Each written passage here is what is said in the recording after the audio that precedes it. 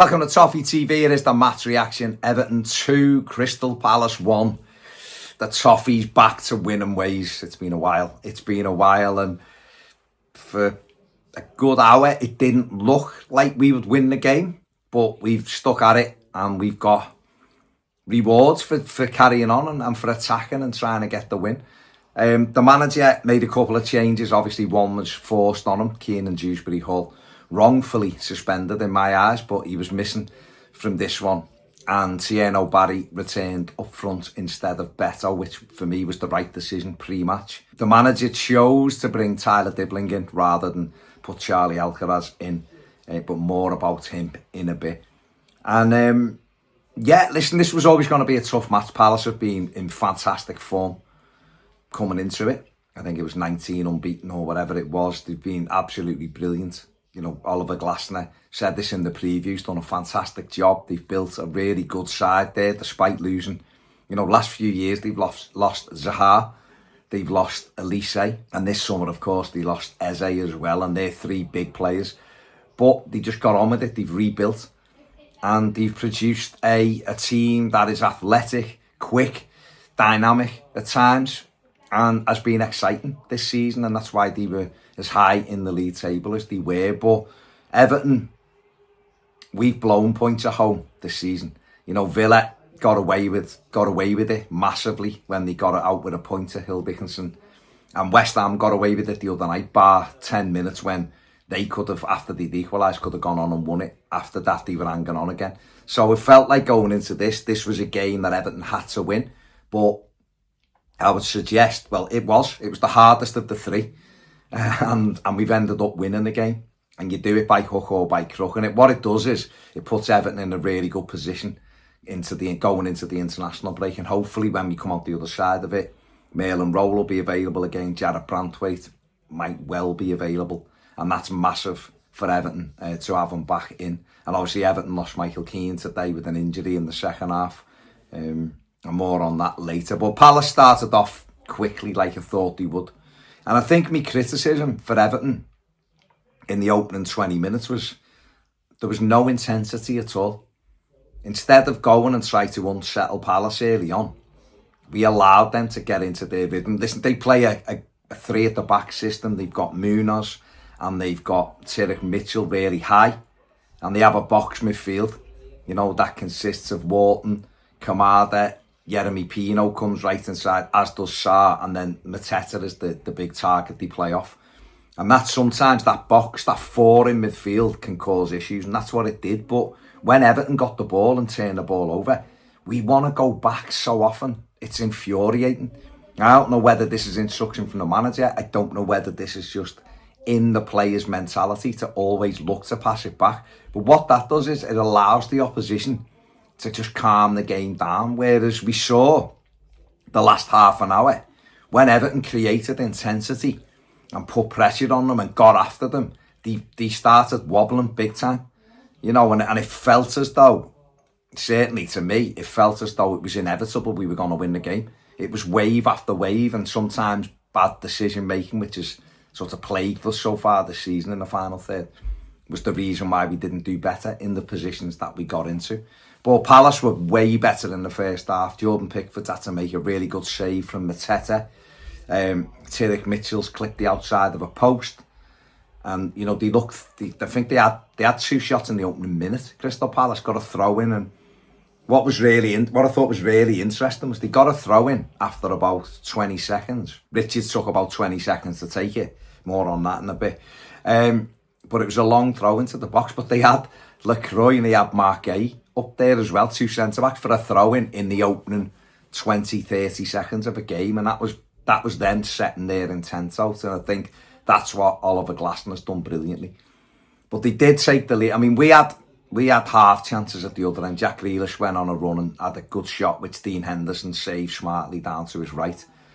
We've had balls into the box. Tieno Barry's almost got on the end of an in-swinging cross, just couldn't divert it home at the far post.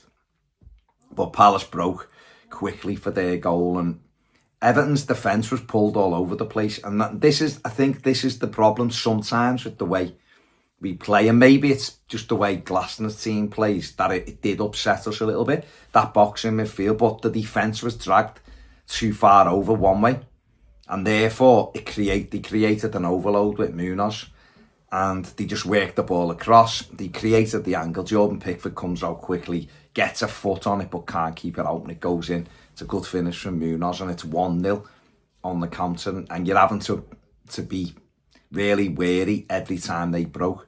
They didn't really do anything for the rest of the first half in terms of look like they were going to get a second, but Everton didn't do anything to worry Palace that they might equalise, and we went in at half time. It was a poor performance in the first half, possibly the worst we've played at home this season in that first 45, and some of that will be because Crystal Palace made us play like that, and some of it will be because Everton just weren't up to it in terms of intensity. Tyler Dibling had got his first start, I should have mentioned that before. He showed some nice bits. A couple of times he got round Tyrick Mitchell and certainly won a nice little 1-2 with Jake O'Brien, got him in round the back, and his cross was too close to Henderson. Instead of really picking someone out, he rushed his cross with his right foot and put it right into the goalie's arms. We went in at the break, the crowd weren't happy, and David Moyes certainly wasn't happy and made 2 changes at half time. Beto came on for Tierno Barry, and Tyler Dibling come off and was replaced by Charlie Alcaraz, and Everton sort of moved NDiaye back out wide. And for the fair, I suppose it was much more intense right from the kick-off in the second half. Charlie Alcaraz beat 3 men, went on a run, forced the corner early on, and we had a good ball in from him, which Palace scrambled clear, and that sort of picked the crowd up a little bit. Alcaraz was really the one knitting things together, winning tackles, and it got us higher up the pitch and gave them something to worry about. But they were certainly dangerous on the break, and they had 2 moments that could have killed the game off, really. Mateta, Everton messing around with the ball, all their own, sort of their own doing, give up cheap ball away, and we're sort of committed. A little turnaround, Mateta's in, dinks it over Pickford, Jake O'Brien covering it, heads it away on the 6-yard box. It'd have been cleared by NDiaye anyway behind them, but it was a warning. And then another break, we give a ball away and they spun us quickly, and up the pitch they went, and Ismail Sarr running through. Pickford does brilliantly, holds him up. We get enough bodies, it's blocked, and it breaks to Mateta, and he really should score. Let's be honest, it was a really good chance, and he rolls it wide. He knocks that in, 2-0, it's game over. Palace would have won the game, no problem, I think. But it missed, and that sort of give everyone a lift. Charlie Alcaraz then burst through, and it's a tremendous left foot shot which Dean Henderson palms over the bar. Could he have gone on? Beto was square of him and wasn't happy with the shot, but that got us going. Another shot straight at Henderson as well, which he kept out, which he should. He flapped that a header from Tarkovsky, and it was just cranking it up, and you could see Palace were starting to panic where they hadn't been. And then a lovely little ball round the corner. We have a run from Beto.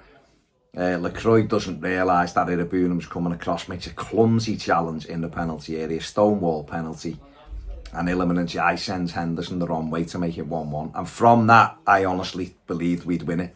I think all the momentum was with us, the intensity was with us. We started to really worry them. Grealish got on the ball more. Again, just 1 or 2 misplaced passes, not taking enough care inside the penalty area when we got in. We had overlaps, balls. They defended really well, to be fair. They were clearing most things. And sometimes it was a poor delivery, which has undone us in a few of the games. And that's something I think the manager's really got to work on with these players. I still feel like we need a forward coach. I still feel like we need a set-piece coach. There's not enough variation on what we're doing. But we did keep pressing. One of the good things, I think, for us was their manager decided to take off Mateta and put Nketiah on. And when that happened, all of their sort of threat went. And Michael Keane went off. And Jake O'Brien, who'd had a bit of a tricky afternoon till then, went centre-back. And I thought it just shut down anything. I thought he was excellent. Michael Keane, for me, was a bit hit and miss in that game. But he's picked up an injury and had to go off. And O'Brien went and calmed things down at centre-back. James Garner went to right-back and was excellent. Sort of shut down that threat down the left-hand side. And Everton just, Tim Irabunum come on, and Irabunum made a big difference as well. I think sometimes he still half a second too slow with his pass, but he done lots of good and used his strength to really good effect. And I think once we started getting the momentum going and the crowd were driving them on, I thought the game was there to be won. We left it incredibly late. Lovely little ball to NDiaye, does a little drop at the shoulder, leaves Mitchell in his wake, stands the ball up. It's a brilliant header by Beto, to be fair. Gets his neck behind it, bullet header. Henderson throws a leg at it, gets a bit lucky. It's a great save, but there is an element of luck. I've seen it again. It bounces up, nits his knee. 9 times out of 10, they go in. They get a block on it. And Munoz, who should have been in the referee's book way before he did get booked for the persistent foul on Jack Grealish, kicks the ball. Grealish blocks it and it flies into the net. A big slice of luck, but massively overdue for Everton this season. That slice of luck. It was a big moment. It's in the roof of the net. I think everyone knew that was that. The crowd went ballistic, and Grealish got his what we needed and what he needed. You know, Everton saw the game out. Although the referee was atrocious all day, let them get away with things. Gave a couple of free kicks against Palace that weren't as well. I mean, they should have had 4 or 5 bookings. Some of the stuff that went on was really poor from them and wasting time early on and stuff, which I thought they were sort of muscling down on, if that's the cracking down on. But a couple of times they should have had free kicks. He didn't give it. He gave us free kicks that weren't, and then blatant free kicks he didn't get. He just had a terrible game. But the officiating's awful in the Premier League. We have to say it. I'm gonna keep saying it because I can't believe how bad it is. The amount of money they're on, it's atrocious. The level of officiating. However, the referee tried to play another 15 minutes on top of the 8 that he'd put up to see if they could equalise. They couldn't. We saw it out. They're a really good side. We've beaten them. I'm delighted. And I think the manager's subs were excellent this week. I've criticised them on Monday. I don't think he made them early enough. I thought today, he's at half-time, he's won for it. Because that first half, I think David Moyes has put a rocket up there behind at half-time. The crowd weren't happy and he wasn't happy. They came out. Beto, who was really poor against West Ham, was fired up today, knocked them about a bit, really, just give everything. Alcaraz was brilliant. Iliman made a difference. And obviously Seamus Coleman come on at the end as well to try to see it out and done really well. So it's a big win. It's a moment we've needed at the stadium, I think. An injury time winner against a good side.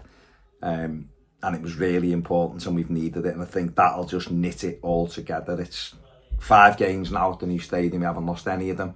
It's a good solid start. I think we're 8th at the moment at time of recording because City were winning at Brentford. And it's excellent. We go into that couple of weeks break for a really difficult game at Man City, but we go into it feeling good about ourselves. Another win, you know, and top 8, which is brilliant for us. We're going to have to play better to sustain it. We could do with looking at some of the players Palace are signing to help us, but it's a brilliant win today. By hook or by crook, I said this week, the first hour we were hanging on a bit. The last half an hour I thought we were brilliant. So we've won the game. And yeah, there you go. I think man of the match for me is Charlie Alcaraz. I think he came on and changed the game. He changed the game, so he was the man of the match for me. Jack Grealish, obviously another decent, good performance from him, and he's got the winner. But I think Charlie Alcaraz is my man of the match. There you go. I need a drink of my throat, so brilliant win. I'm absolutely made up. Let me know what you think in the comments section below. Like, subscribe, do all that. Have a great weekend. See you later.